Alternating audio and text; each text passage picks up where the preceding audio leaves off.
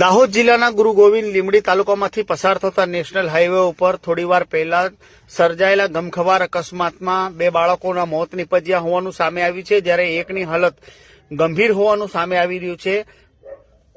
મળતી માહિતી અનુસાર ગુરુ ગોવિંદ લીંબડી તાલુકાના કારઠ ગામના વાંગીવડ ફળિયાના રહેવાસી પિતરાઈ ભાઈઓ એક જ બાઇક ઉપર 3 જણા મોટરસાયકલ ઉપર પતંગ લેવા નીકળ્યા હતા। તે દરમિયાન હાઈવે ઉપર લક્ઝરી બસ આ બાઇકને અડફેટમાં લેતા અકસ્માત સર્જાયો હતો, જેમાં બાઇક પર સવાર 3 પિતરાઈ ભાઈઓ પૈકી 2 ભાઈઓના સારવાર દરમિયાન મોત થયા છે, જ્યારે એકની હાલત ગંભીર હોવાનું સામે આવી રહ્યું છે। નોંધનીય બાબત છે કે 108 ઇમરજન્સી મારફતે ઇજાગ્રસ્તોને સારવાર અર્થે દાહોદના ઝાયડસ હોસ્પિટલ ખાતે લાવવામાં આવ્યા હતા, જ્યાં ફરજ પરના તબીબોએ 3 પૈકી 2 પિતરાઈ ભાઈઓને મૃત જાહેર કર્યા હતા। હવે પોલીસે આ મામલે વધુ તપાસ હાથ ધરી છે।